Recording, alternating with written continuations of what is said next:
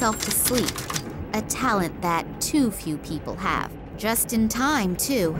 That senseless twaddle was driving me around the bend. People who tell you all about their digestive problems are not the most pleasant folk to share a conversation with. But when they also start to tell you about the effects of the recently enjoyed castor oil, now I can have a little look around in peace.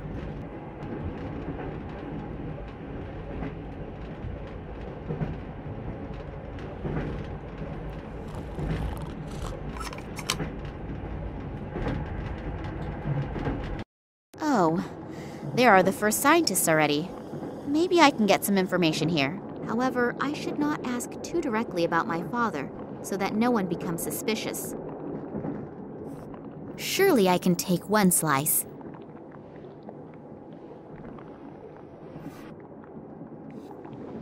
Hello.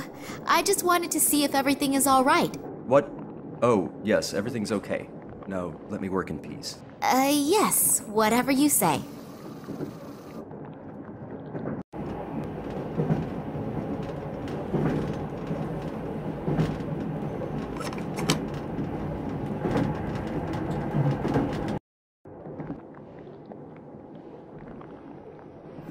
That scientist looks like he is in an extremely bad mood.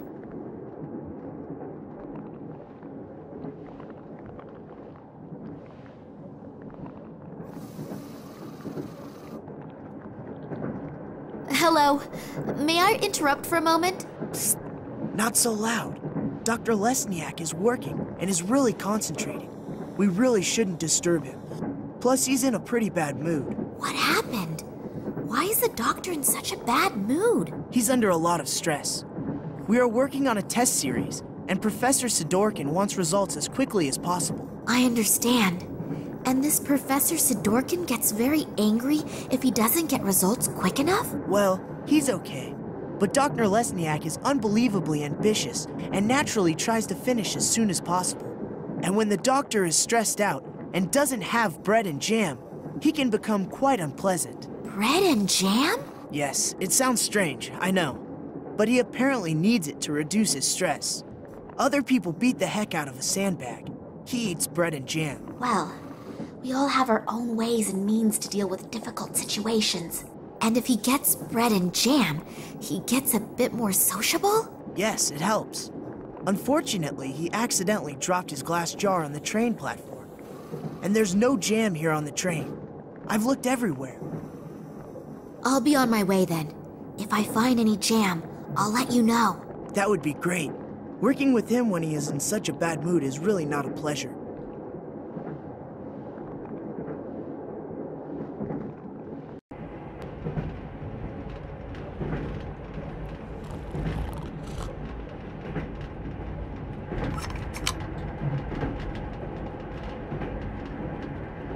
If I switch on the light, the nice gentleman there may wake up. I'd better be very careful of him.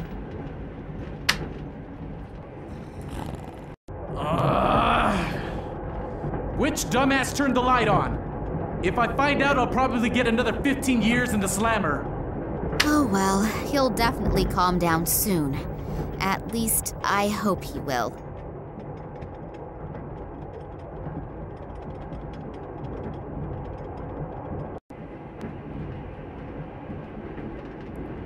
So, I've got the bottle of castor oil.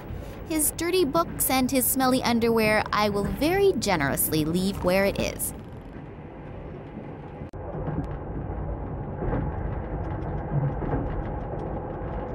In you go. I think I can say in all confidence that this will be a devastating success. I'm sure that will be delicious. Or not delicious. Doesn't matter what else I throw in, it's not going to get any better. Not much water goes into the bottle, but it's better than nothing. I have just realized that I haven't eaten for ages. I should be careful that I don't inadvertently bite into that.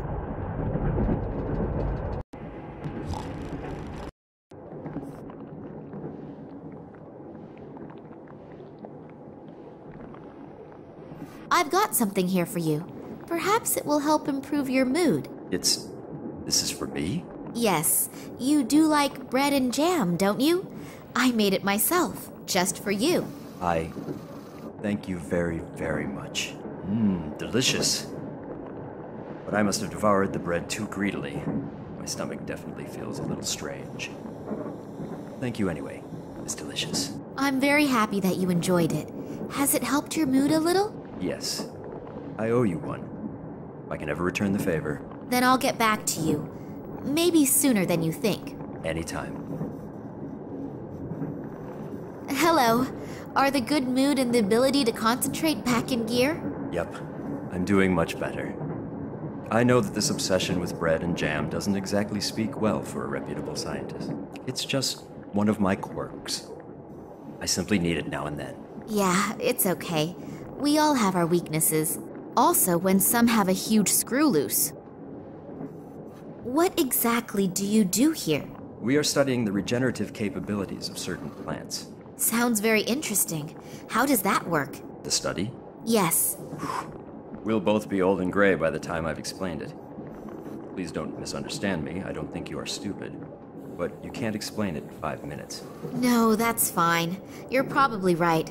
Would it disturb you very much if I watched you working? I find all of that absolutely fascinating. I also promise not to ask too many stupid questions and not to interrupt. All right, but don't touch anything. And if you have any questions, I'm sure Alexei will be happy to explain it to you. Thank you. That's very nice of you. Are you the only scientists on board this train? No, not as far as I know. Apparently there are a few on board, but the compartments are separated from one another, and the doors are being guarded by soldiers. That's too bad. It would have been interesting to discuss research results among yourselves. Well, hopefully we'll have enough time for that later. You have no idea which of your other colleagues are on the train? No. The only person who has a complete list of the scientists and scientific researchers is Professor Sidorkin. I'll have to get my hands on this list. Then I'll know for sure if Dad is on the train or not, and exactly where I can find him. Who is the Sidorkin? Professor Sidorkin? He is my direct superior and the scientific director of the biologists. You don't know him? He's an absolute genius in his field. There's hardly anyone who knows more than he does in the field of molecular biology. Oh, that must have passed me by. Do you think I could talk with him for a moment? He's right next door. But if I were you, I wouldn't bother him right now.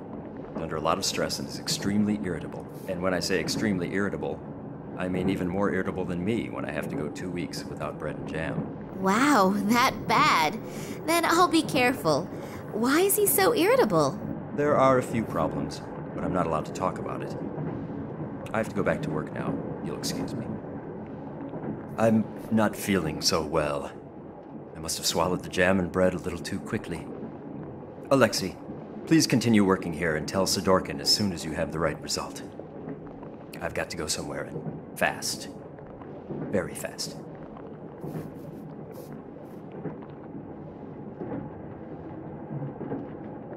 I'm not putting my fingers in there. It's bad for my hairdo. I paid a bit of attention in physics, and I know that electricity comes out of there. Before devoting myself to vandalism, I'd better ask around to learn which of these things in here could get broken.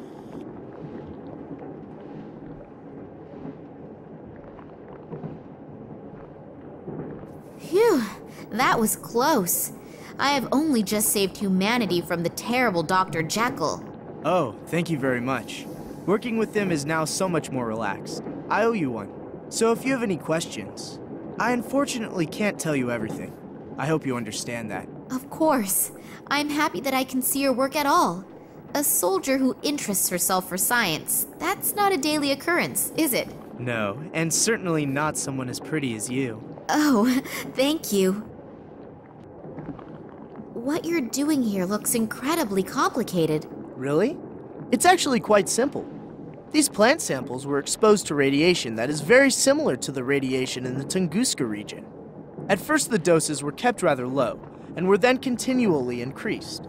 I exposed the samples in that device over there to a flame with a constant temperature, and see what remains from the plant. You burn plants? Yes, you could say that. We are trying to determine which dosage of radiation no longer leads to the complete deterioration of the cell structure. Wow, I even understood that. Well, I deliberately left out 2/3 of the explanations. Wonderful. Once in my life, I'm proud of my scientific abilities, and you blow the whole illusion apart. I'm sorry. What exactly will you be doing at our destination? You mean in the research station? Yes, exactly. There. Scientific assistants also seem to be easy to question on an international level. So, it has to do with the research station. Maybe I can squeeze an odd secret or two out of him. What exactly is your task at the station? Unfortunately, I can't tell you that. Otherwise, the station wouldn't be a secret. So, it's secret, is it? Very good. Come on, boy, tell me more. Yes, I understand. But perhaps you can tell me something which isn't quite so secret. I have unfortunately little idea about biology and chemistry, but it certainly is fascinating, isn't it? I can only talk about what Dr. Lesniak and I are supposed to be doing there. Sure. A long time ago, they discovered that the plants in the region exhibit abnormal plant growth. It isn't a secret. It was all over the newspapers. Yes, of course. And now we are trying to influence this growth in a controlled manner. Fascinating. And what is the goal? Unfortunately, I can't say. But imagine if we could arbitrarily manipulate the growth of plants. That would solve the problem of world hunger in one fell swoop. Wow, that really does sound like a huge goal. Indeed. What I wanted to ask you was... Just a minute. If you can pester me with questions, then I can too. Oh, yes, of course. It's nothing personal.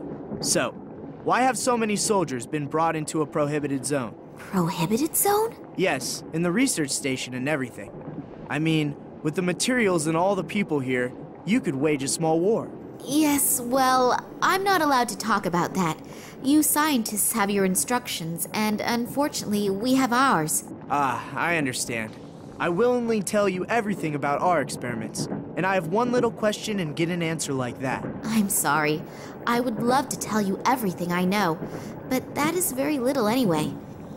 It's nothing personal, but what I do know is top secret. Yeah, it's okay.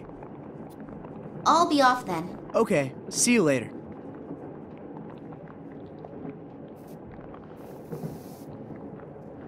A little liquid should be enough.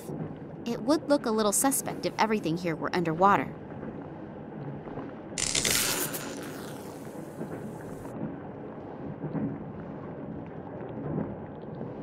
Damn, why did the fuses have to choose to blow now? I have to go replace the fuses. Could you watch to make sure no one touches anything? Sure, no problem. Thanks. I'll take very special care that nobody touches a thing in here, apart from my good self.